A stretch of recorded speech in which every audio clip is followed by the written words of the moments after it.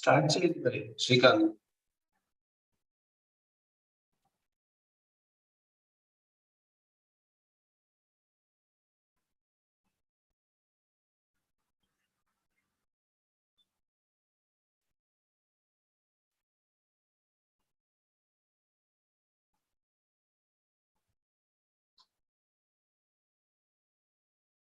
Shrikant sir.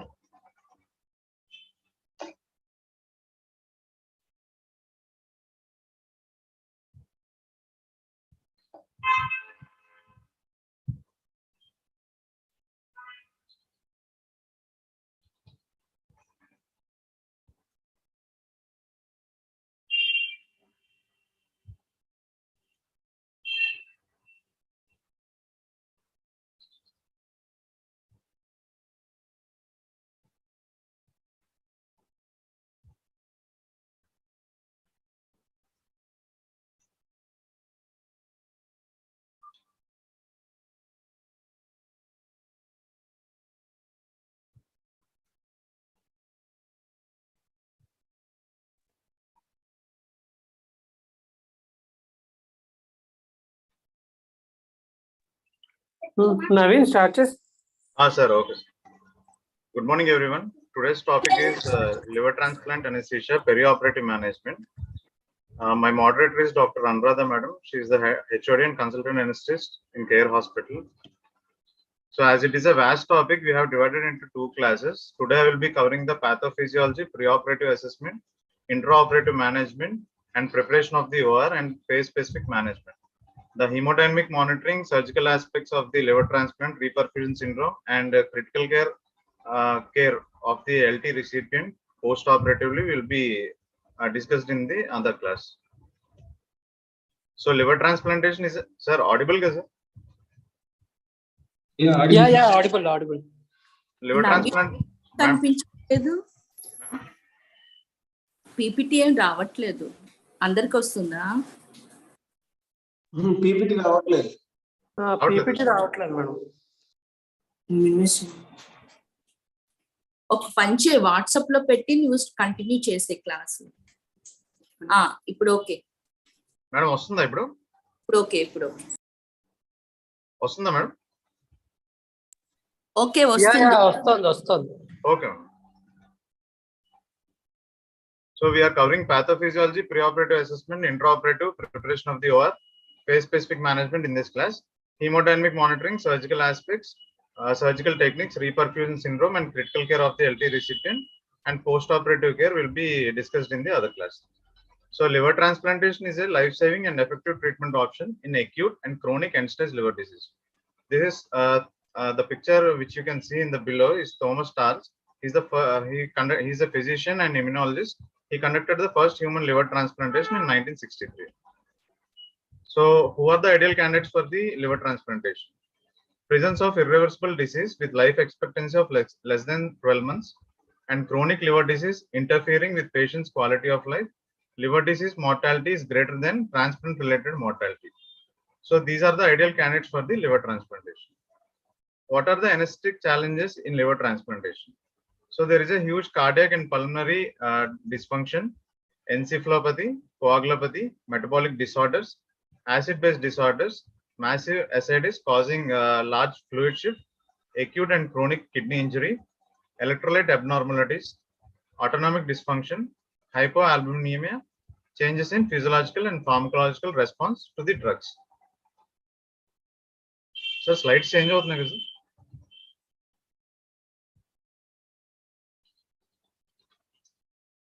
Sir, slides change out nahi sir? Continue. Yeah. Liver cirrhosis is a serious, progressive, and pathological disease that results in hepatic failure.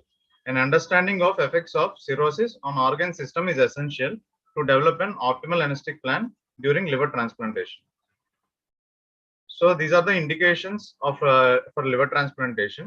The most common indications are alcohol use, autoimmune disease, hepatitis B and hepatitis C infection, idiopathic disease, primary and secondary biliary cirrhosis, primary sclerosing cholangitis, hepatocellular carcinoma, cholangiocarcinoma, hemangioendothelioma, hepatoblastoma, secondary liver tumors, adenomas, and polycystic liver disease. Coming to metabolic causes, alpha-1 antitrypsin deficiency, glycogen storage disease type 1 and type 4, hemochromatosis, primary hyperoxaluria, tyrosinemia, Wilson's disease. But when it comes to the graft failure, there can be rejection, acute or chronic, primary graft dysfunction, technical failure. Other indications are acute liver failure, biliary atresia, Budd-Chiari syndrome, congenital hepatic fibrosis, cystic fibrosis, familial cholestasis, neonatal hepatitis, total parental nutrition liver disease, trauma. So what are the contraindications? There are absolute and relative contraindications.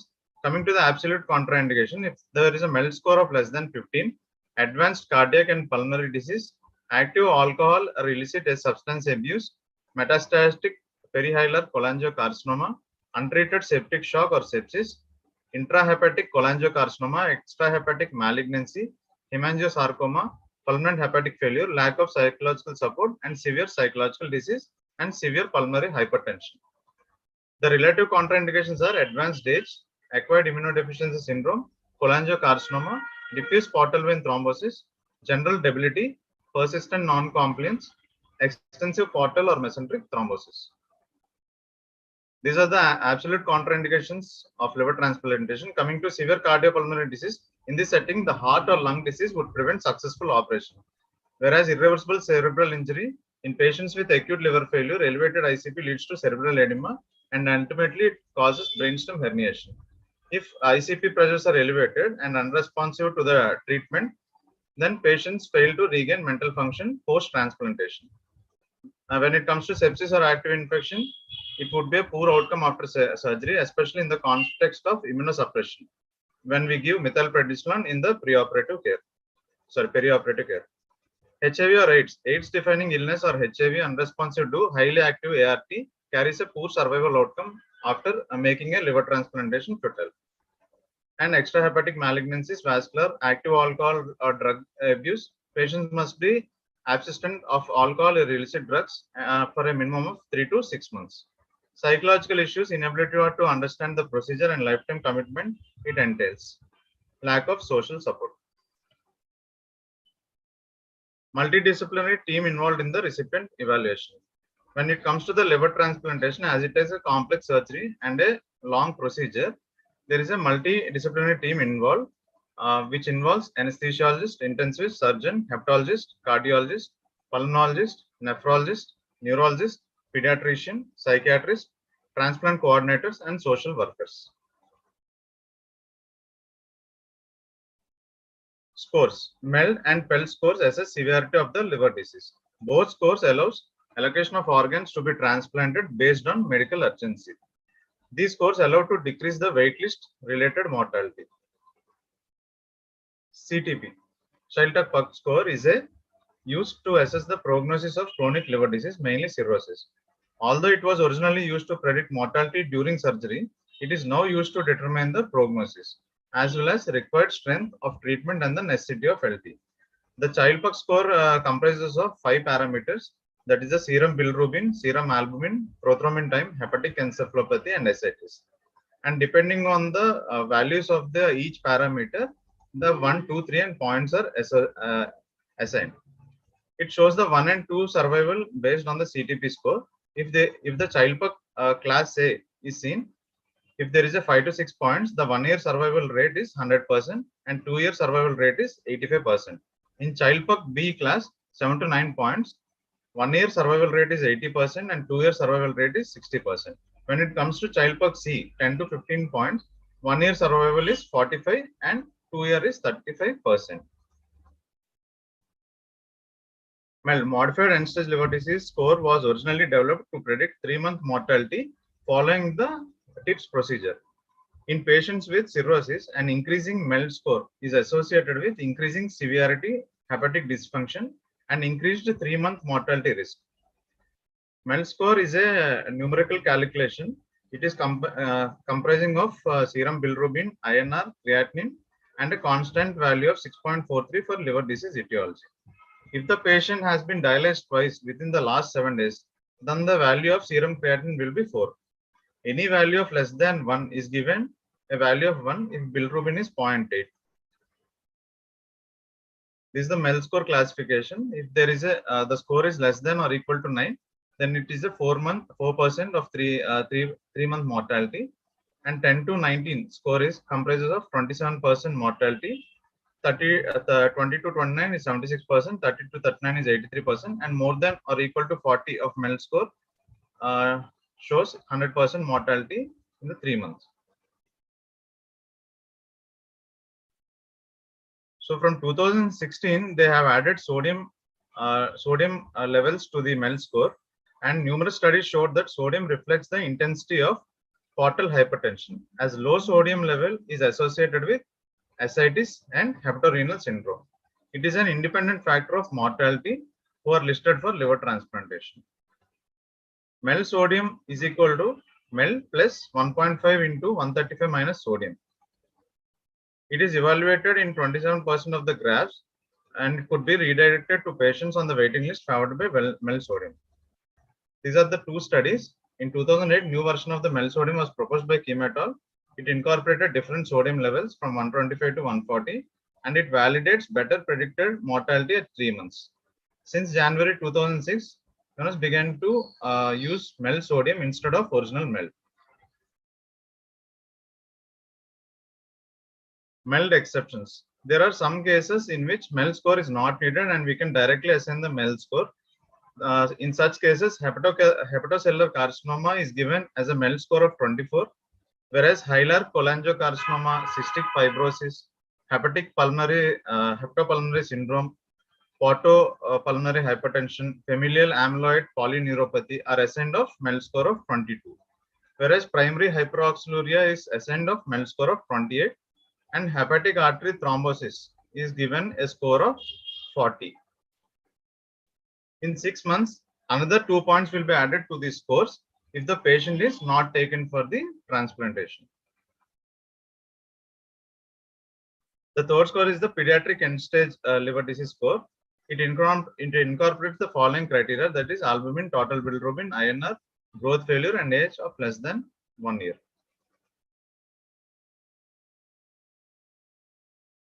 So indications for listing patients with CLD for liver transplantation. A MEL score of 14 or PEL of 16 or more, CTP score of more than 8, patients with lower disease score with refractory ascites or hydrothorax, refractory portal hypertensive hemorrhage, spontaneous bacterial peritonitis, recurrent hepatic encephalopathy, HRS, hepatopulmonary syndrome, biliary cirrhosis, diuretic induced nephropathy, and partial portal vein thrombosis, and compromised quality of life, intractable pruritus, tiredness, growth retardation, or failure to thrive in children. Coming to pathophysiology, to CNS. Up to 80% of the patients with acute liver failure develop cerebral edema and increased ICP. Chronic liver dysfunction is associated with accumulation of neurotoxins such as ammonia, short-chain fatty acids, and mercaptins because of endothelial dysfunction. These toxins can bypass the liver via portosystemic shunts. In the CNS, ammonia is metabolized to glutamine, and glutamine increases intracellular osmolality and can lead to cerebral edema. In these patients, benzodiazepine should be used with care because they may potentiate this encephalopathy and precipitate hepatic coma.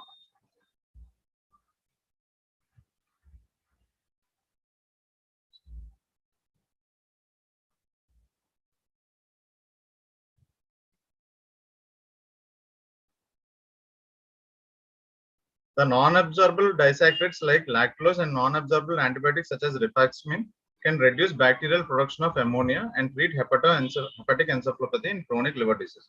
As liver failure progresses, encephalopathy may deteriorate to hepatic coma and cerebral edema develops. Acute management of hepatic encephalopathy consists of early intubation for airway protection to prevent aspiration and maintain oxygenation and prevent hypercarbia. Mild hypocapnia and mild hypothermia may be helpful for neuroprotection. In patients with cerebral edema, increased ICP can be managed by placement of an intracranial pressure monitoring, but care should be taken to prevent infection related to the catheters.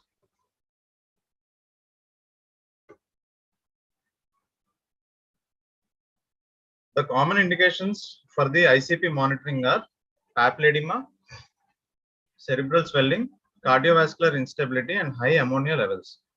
Coagulopathy associated with acute liver failure puts the patient at increased risk of ICH from the placement of invasive intracranial pressure monitors.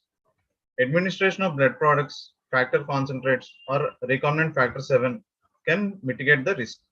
Some centers use artificial liver support systems as a bridge to the LT. RRT may be necessary to treat acidosis, hyperkalemia, volume overload, elevated ammonia, and lactate levels. This is a classification of hepatic encephalopathy. Comes from grade 0 to grade 4. Grade 0 to 1, also known as minimal or covert hepatic encephalopathy, no overt clinical symptoms, to mild decrease in attention span is seen, awareness is present, altered sleep rhythm is seen. So grade 2, obvious personality changes are seen, inappropriate behavior, asterixis, disorientation, lethargic. Objectively disoriented to time in the grade 2. Grade 3, somnolence, gross disorientation, bizarre behavior, objectively disoriented to time and space. Grade 4 is hepatic coma.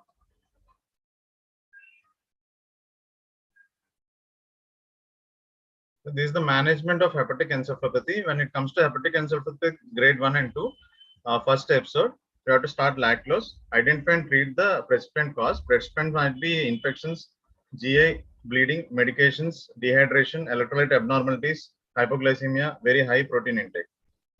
So if the patient is improving with lactose, continue lactose for acute treatment and maintenance of remission. If he is not improving with the above treatment with the lactose, then reevaluate, diagnose, and ensure good stool output. If he is not improving with the lactose, then we can add rifaximin or neomycin. If resolution is seen, lactose should be continued, or it is a worsening. Resolution is not seen, then it is a worsening hepatic encephalopathy to grade 3 and 4.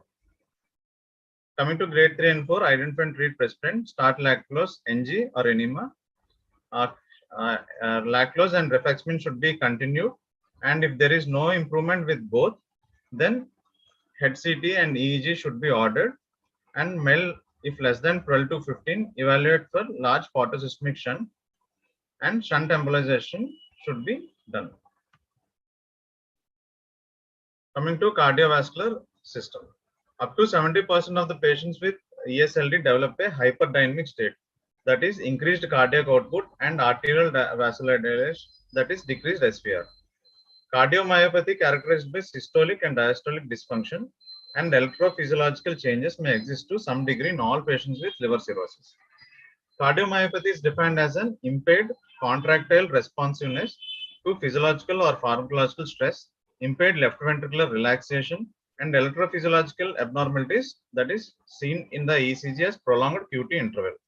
Early onset of atrial fibrillation is also common.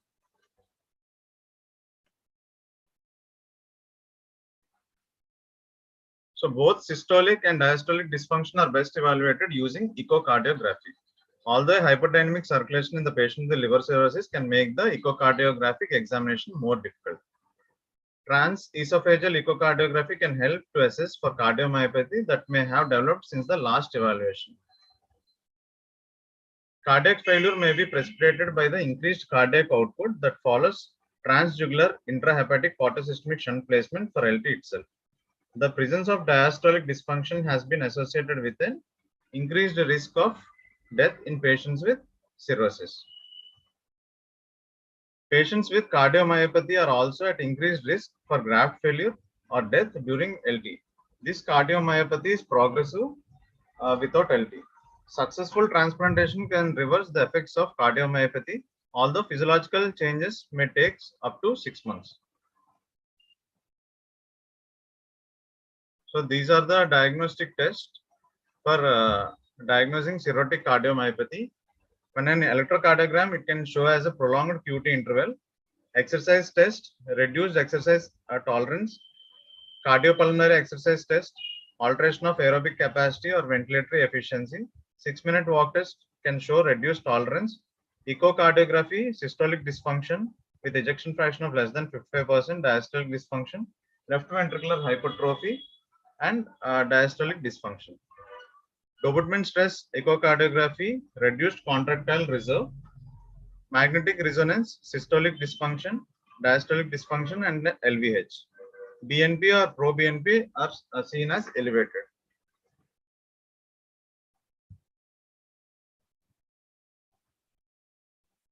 So this is a preoperative cardiovascular assessment. There may be different kinds of pathological conditions like CAD, cardiomyopathy and heart failure, pulmonary heart disease, pericardial effusion, intracardiac shunts, and arrhythmia. When it comes to coronary artery disease, if more than 2 coronary artery disease risk factors like hyperlipidemia, hypertension, diabetes, and old age is seen, then we have to go for a coronary or CT angiogram. If there are no risk factors, then positive non-invasive ischemic test like DAC can be ordered. If there is a cardiomyopathy and heart failure, pulmonary disease, pericardial effusion, and intracardiac shunt or arrhythmias, TE with any of the following can be done. So when TE is done, if there is an LV dysfunction or left ventricular outlet obstruction gradient or RV dysfunction or elevated pulmonary artery pressure, severe valvular disease, pericardial fluid or intracardiac shunt is seen, then we have to rule out for obstructive coronary artery disease. If there is a obstructive coronary artery disease, then liver transplantation should be postponed and cardiovascular status should be optimized by revascularization if there is a significant obstructive CAD and management of heart failure or valvular disease, or right heart catheterization and treatment if significant portopulmonary hypertension, and pericardial treatment and treatment of reversible long QT syndrome. If there is a no obstructive CAD and no above findings in the TTE, then we can proceed with the liver transplantation.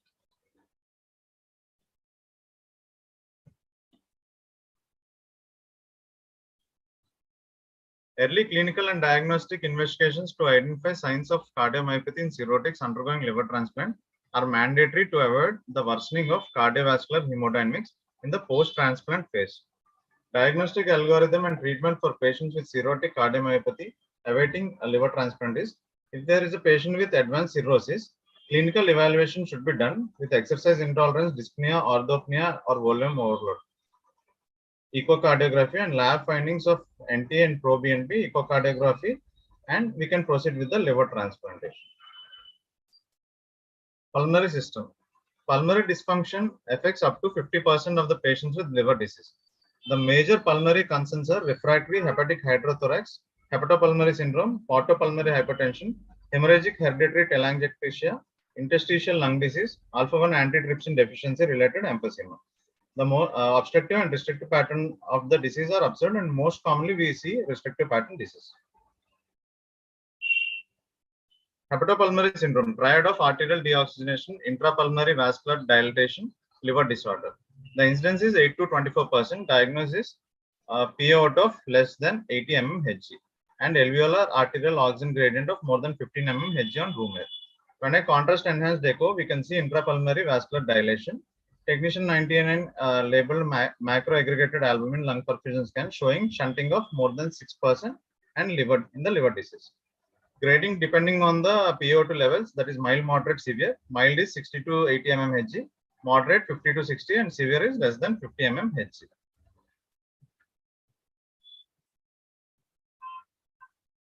So coming to screening methods, pulse oximetry, if the oxygen saturation is less than 96%, we can suspect a HPS. Chest X-ray shows increased vascular markings, PFT normal or reduction in FVC or FEV1, reduction in DLCO and cardiac output. Diagnostic tests are ABG, contrast echo, and 99 mm technician. Hello.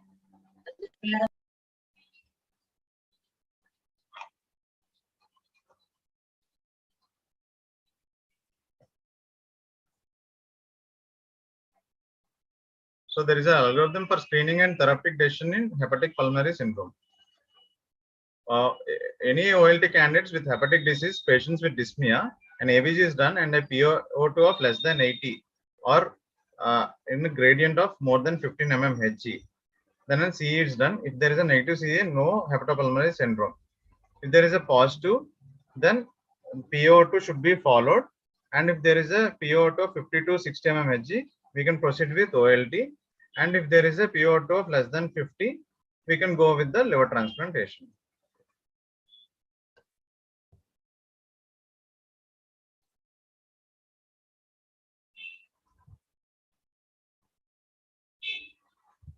Portopulmonary hypertension. Portopulmonary hypertension results when the pulmonary vascular endothelium is exposed to inflammatory cytokines, including endothelin 1. This leads to vasoconstriction, proliferation of the endothelium and smooth muscle, and platelet aggregation. Eventually, fibrosis results. This obstruction to the flow leads to pulmonary hypertension and right heart failure.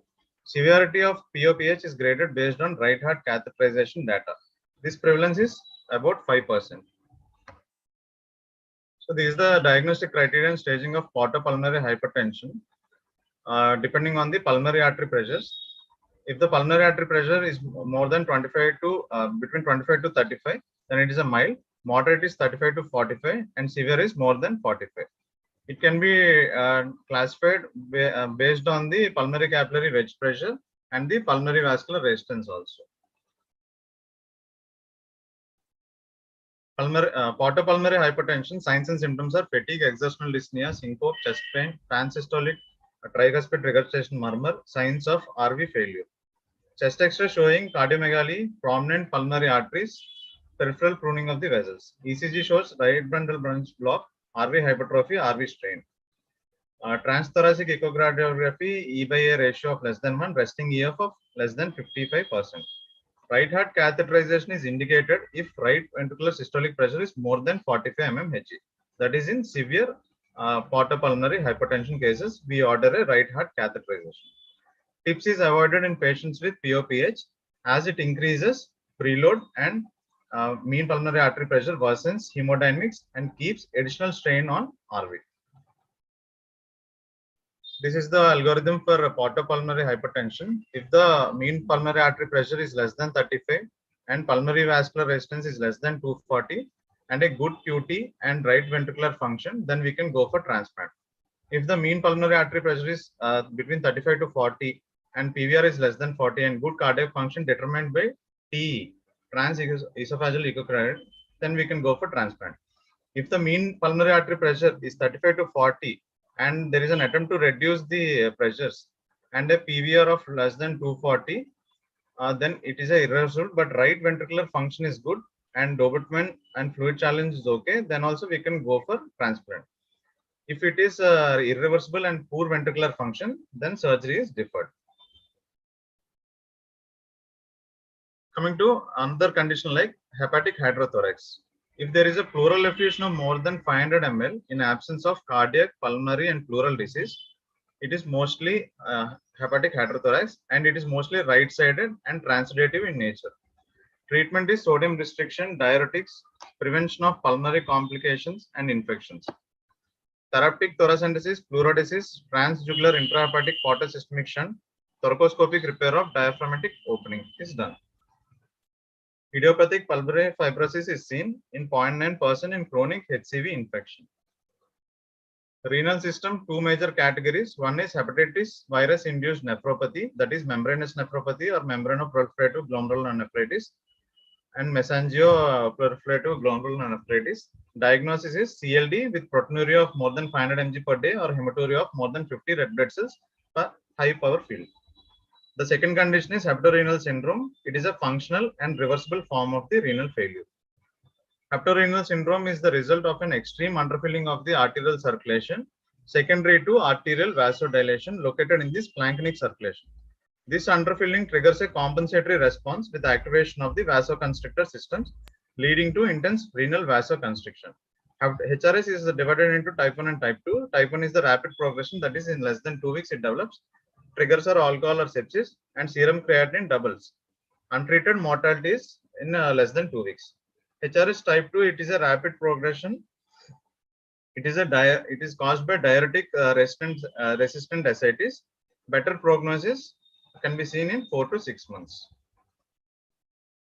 Causes of perioperative AK: prerenal, absolute or relative renal hypoperfusion, hepatorenal syndrome. Intrinsic causes are renal, glomerular, tubular, vascular or interstitial damage, ischemia, hypoxia, reperfusion injury, inflammation and hypotension.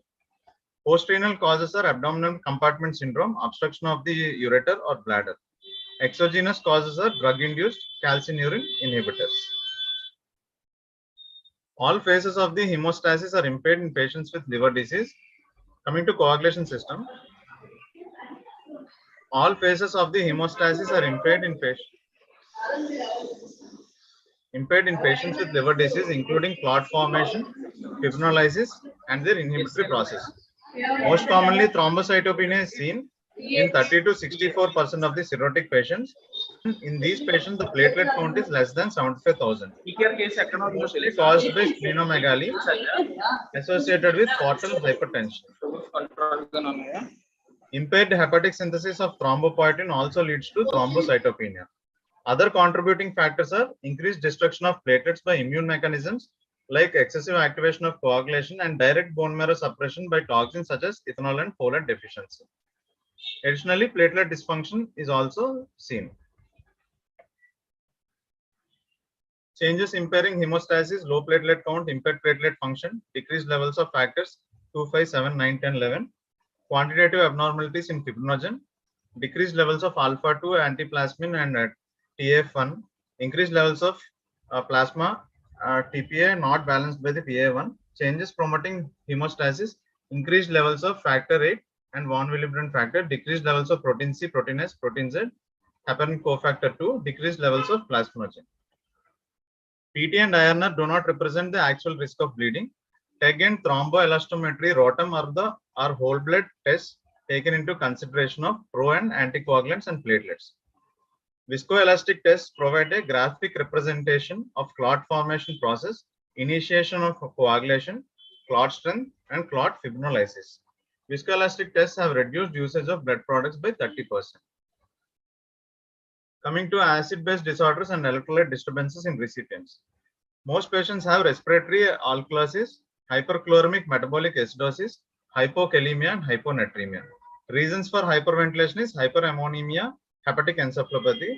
Secondary is central activation of progesterone estradiol receptors, dyspnea from hepatopulmonary syndrome or portopulmonary hypertension, hepatic hydrothorax, elevated diaphragm, atelectasis due to large volume ascites.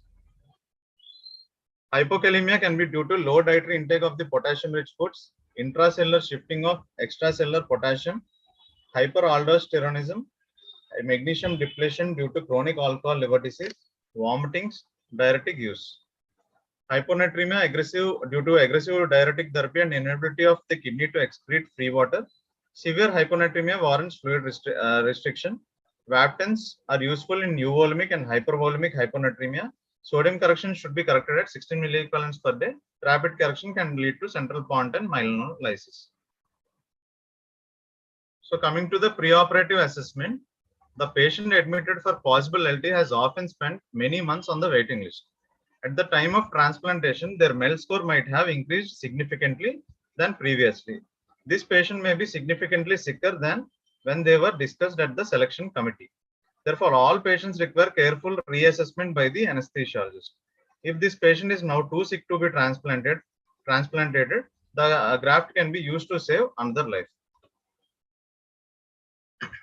Some conditions that may critically affect the management of the liver recipient are cirrhotic cardiomyopathy, portopulmonary hypertension, hepatopulmonary syndrome, acute tubular necrosis of the kidney, cerebral edema, and severe electrolytes derangement. Competency with transesophageal echocardiography, the availability of RRT, and the ready access of consultants are paramount. Coming to the preoperative cardiac evaluation at 12 lead ECG, 2D echo, Dobutin stress test, myocardial perfusion scan or scintigraphy, coronary angiogram to see any obstructive lesions, right heart catheterization, MRI can be done. Preoperative respiratory evaluation like chest X-ray, ABG, PFT, diagnostic tap in the selected cases. If hypoxic, contrast echo to check for shunt or hepatopulmonary syndrome. HRCT chest, reversibility of hypoxia with 100% oxygen can be seen. Other considerations, electrolyte disturbances like hyponatremia, fear of osmotic demyelination should be seen. Sepsis, recent spontaneous bacterial peritonitis, bacteremia, urinary tract infection should be seen. Mandatory support, ultrasound guidance for vascular access and surgical anastomosis, blood gas analyzer, rapid response lab service and blood bank services are essential. Cell salvager or blood salvage system and rapid infusion devices should be kept. Coming to the blood products, we generally order 20 FFPs, 4 SDPs, 10 to 20 PRBCs and cryos, and sufficient packed cells, FFPs and cryos should be kept before starting the procedure. A minimum of 10 PRBCs should be kept in the OT before starting the case. Labs, ABG, coagulation studies like TEG, PT, APTT should be readily available. OR preparation, fluid warming devices, forced air warming devices like bear hugger and underbody warmers, availability of blood and blood components in the operation theater, blood salvaging cell devices in some centers will be seen, transducers for invasive hemodynamic monitoring like CVP arterial line, cardiac output monitoring, TE should be available, rapid infusion systems with flow rates of 500 to 1500 ml per minute should be kept readily available. So this is the anesthesia equipment checklist. Anesthesia machine with volume ventilator, capnography, pulse oximeter, cardiac output, TE, drug infusion pumps, TE, rapid infusion device, auto transfusion system, warming blankets, defibrillator should be readily kept. So there is a frequent hemodynamic changes in view of surgical manipulation, bleeding, large volume shift, caval clamping, hepatic reperfusion, anesthetic induction. Careful consideration should be taken care. Difficult vascular access is seen as they are more prone for full stomach, ascites and gastroparesis. Aspiration should be seen and a delicate hemodynamic balance. So care at induction and a massive hydrothorax. There should be facilities for intervention as standby. Delicate skin and soft tissues. Pressure points should be protected. Temperature maintenance, antibacterials and antifungals repeated every 4 hours. So we keep 2 whitebore cannulas, 2 CVCs in the same vein like 4 lumen central line and a 12 French sheet for the rapid infusion devices and a dialysis cath in selected cases. So intraoperative monitoring, there is a basic monitoring like blood gases, glucose, temperature, urine output, invasive monitoring like CVP and intraarterial pressure, cardiac output monitoring like cardiac dysfunction, portopulmonary hypertension, renal dysfunction and hyponatremia and HPS, preferred pulse counter cardiac output monitoring, PA catheter in some patients with POPH. PEA is a real-time monitor, ideal when resources are available for hemodynamic monitoring. It can also detect major complications early such as intracardiac thromboembolism or air embolism. Coagulation monitoring like TEG, ROTEM, neuromonitoring in selected cases and in ALF. So coming to the stages, there are 3 stages in the liver transplantation surgery: pre-anhepatic or dissection phase, anhepatic, and the neohepatic or the reperfusion phase. So coming to the dissection phase or the pre-anhepatic phase, this is the first phase of the surgery where the liver dissection is carried out. In this phase, we see a massive bleeding and a very high impact on the patient's volume status. So in the figure, you can see the dissection phase starting with the skin incision, and we can see a massive ascites here with the portal vein and the splanchnic circulation with the liver. So it begins with the incision until the portal vein is clamped. So exceptions. So LT recipients, they usually present with portal hypertension and ascites, and its drainage during the procedure can cause significant hypotension and hemodynamic instability.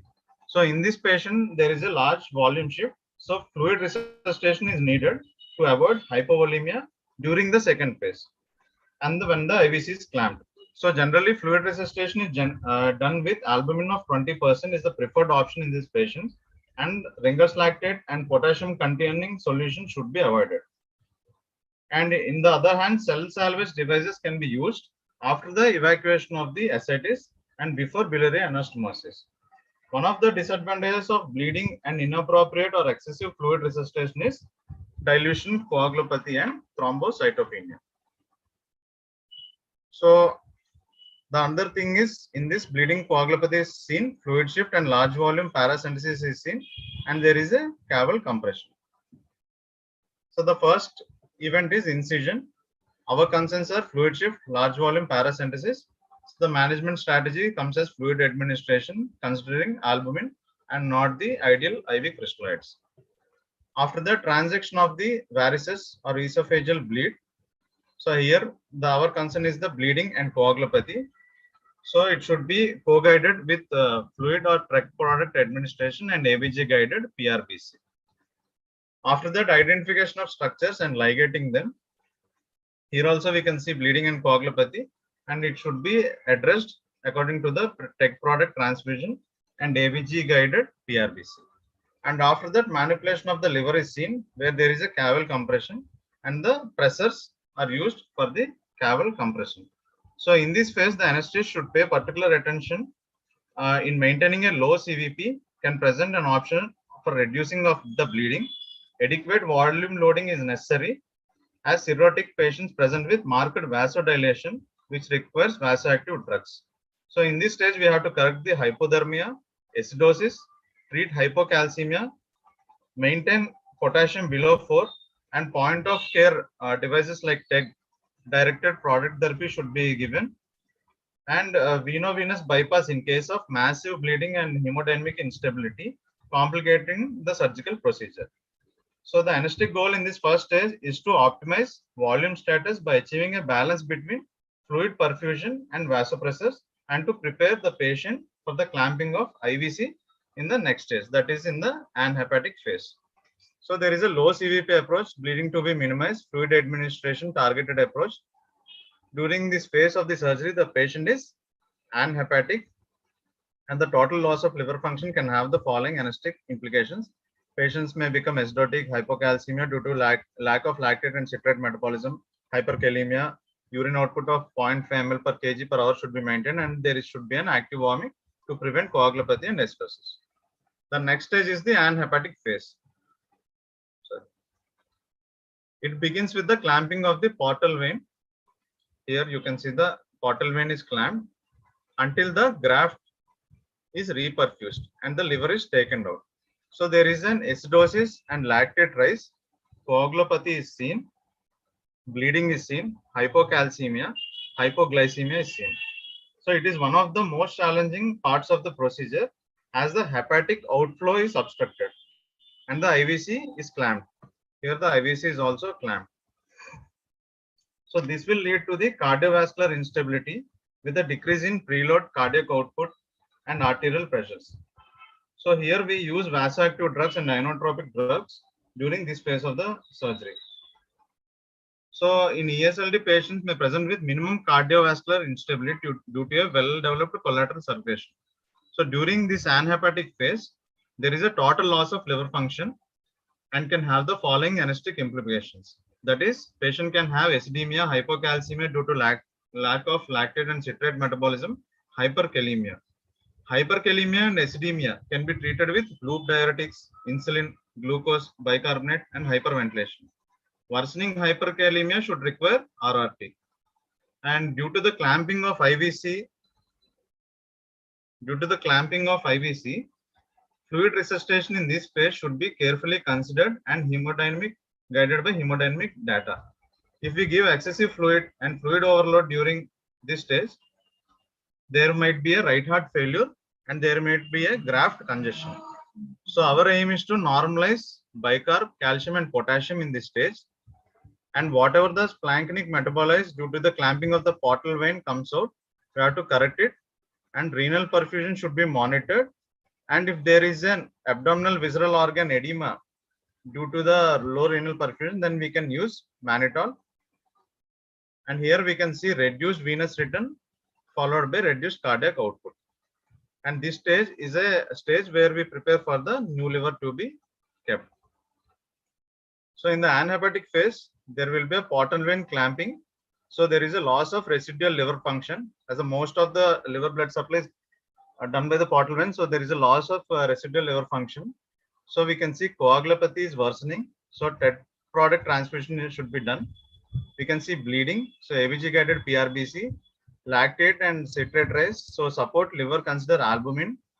Acidosis and alkaline disturbances are seen with IV. We should manage with IV fluids and soda bicarb infusion. Hypoglycemia should be managed with dextrose infusion and hypocalcemia with calcium chloride infusion. After the portal vein clamping, the IVC clamping is done, which causes a drastic reduction in the venous return and reduced cardiac output.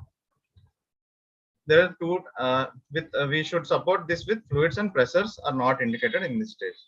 After that, portal vein clamps, splanchnic metabolites aim to normalize bicarb and calcium. So considerations in the anhepatic phase are loss of total liver function and hemodynamic instability. Fluid administration may not be effective, just pooling of fluids can cause overloaded state. Vasopressors are the choice to tide over the hemodynamics associated with IVC clamp. The next stage is the neohepatic or the reperfusion stage. During the first 5 minutes after the graft reperfusion, significant hemodynamic changes can occur, including a sudden decrease in the BP, blood pressure, heart rate, systemic vascular resistance, and cardiac output. Liver reperfusion can result in worsening of portopulmonary hypertension and right heart failure also. A rapid increase in potassium is commonly seen in this stage and can lead to direct sinus arrest. In the absence of veno-venous bypass, a sequestered blood from the portal and lower body venous return suddenly returns to the heart. So this neohepatic phase of the reperfusion phase, it begins with the reperfusion of the new liver till the abdomen closure. So metabolites from the splanchnic circulation and extremities come into the circulation. Congestion of new graft due to excess fluid given in the anhepatic phase and metabolites from the new liver graft can cause reperfusion injury. So after the new liver is kept and the anastomosis takes place, IVC is unclamped. So venous return comes back to the heart. So the management strategy like fluid administration and pressure support. Portal vein is also unclamped. So the metabolites from the splanchnic circulation and extremities returns. And the congestion of new graft is seen. So we avoid overload and usage of diuretics is seen in this stage. Metabolites from the new liver graft reperfusion injury is also seen. So bolus of calcium and soda bicarbonate is given. After this, hepatic artery anastomosis is done, in which we can see bleeding and hemodynamic instability. Thank you, sir.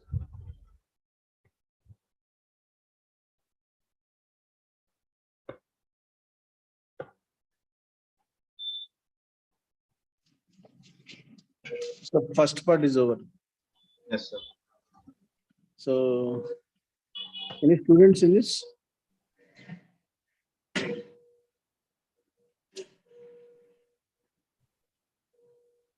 Another will moderate.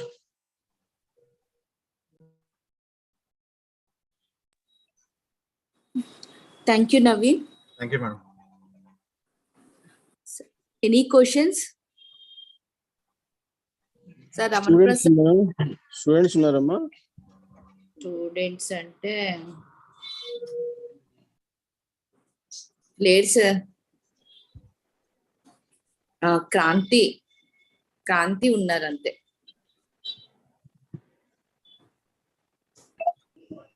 Good morning madam. Good morning Ravi. Good morning madam. Any doubts, any questions, please ask to Naveen. Present గా child blood classification ఏదో advance మళ్ళీ మారిపోయింది, modify అన్నారు కదా, add చేశారు. ఏం add చేశారు sir? మెల్ score add చేశాను సార్. దాంట్లో ఏం యాడ్ చేశారు? ముందు నుంచి ఉందా లేదా మెల్ స్కోర్ ఇప్పుడు యాడ్ చేశారా? మెల్ లో ఇప్పుడు సోడియం ఒకటి యాడ్ చేశారు sir from 2016. So even brain death అయిన తర్వాత కూడా మెయింటైన్ చేయడానికి ఎలక్ట్రోలైట్స్, సోడియం అది బాగా మెయింటైన్ చేయాలంటారు కదా, to prevent the liver. Yes sir.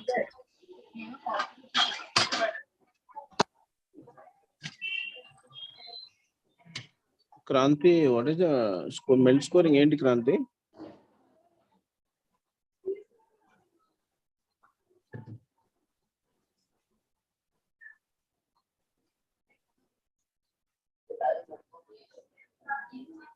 Hello, మెల్ scoring ఏంటి Kranti? Good morning, sir. 3-month mortality, sir.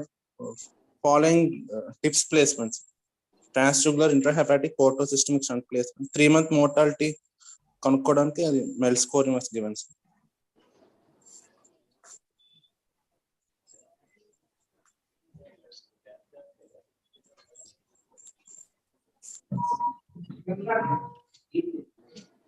What are the important any points, Naveen, for Sir? this, for the students to know or to understand? What are the important points? Sir, when it comes to the anesthesia management, the patient comes with multiple comorbidities, sir. So there is an organ specific examination in this case. So we have to come from the CNS, cardiac, pulmonary, renal, and the coagulation, acid-base disorders, and electrolyte abnormalities. And all the cases are of ASA 3+. And we have to understand the surgical techniques in this liver transplantation anesthesia that I will discuss in the next chapter, next class. ఏంటి నీ birthday రోజు only class చెప్తున్నావు, party ఇవ్వకుండా? Happy many many returns of the day. Thank you, sir. Happy birthday to doctor Naveen. Thank you, sir.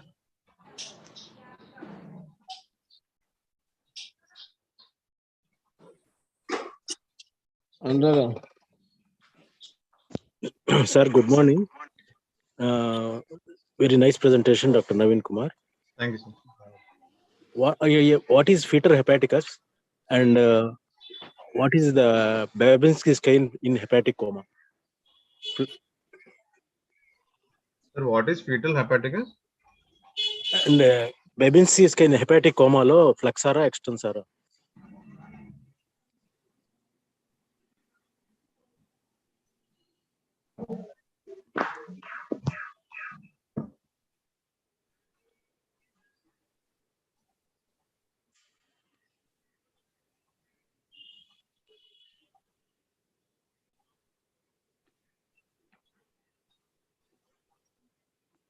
No, sir.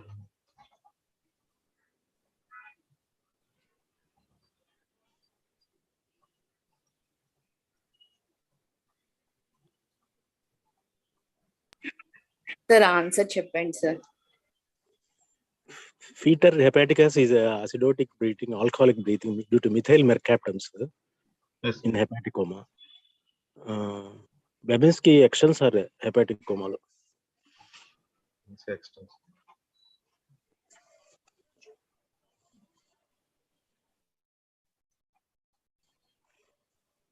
Sir, you have any experience with Vaptons?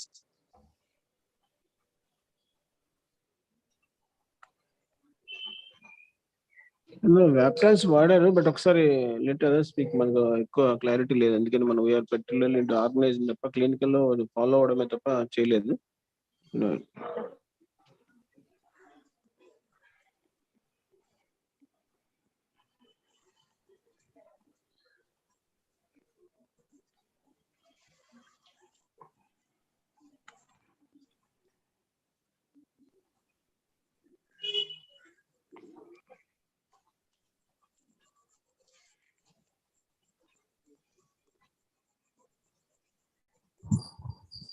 Thank you, Naveen. Wish you Thank happy you, ma'am. birthday. Thank you, ma'am. Naveen, happy birthday. Thank you, ma'am. Any questions? Thank you to all. Thank you. కనపట్లేదండి Naveen. Sir.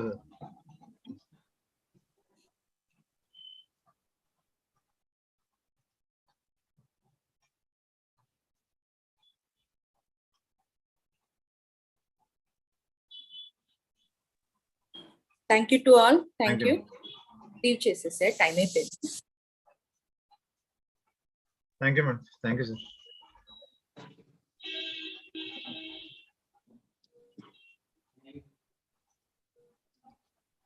నవ్వడానికి కూడా ఇష్టం లేదా Naveen?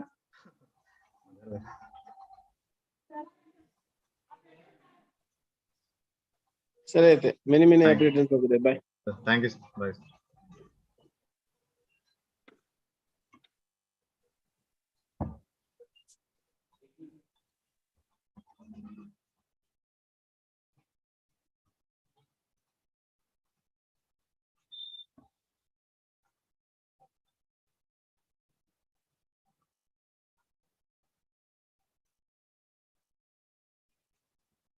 Ravi sir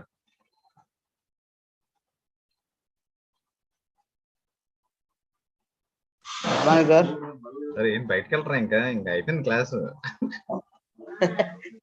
happy birthday sir. Thank you.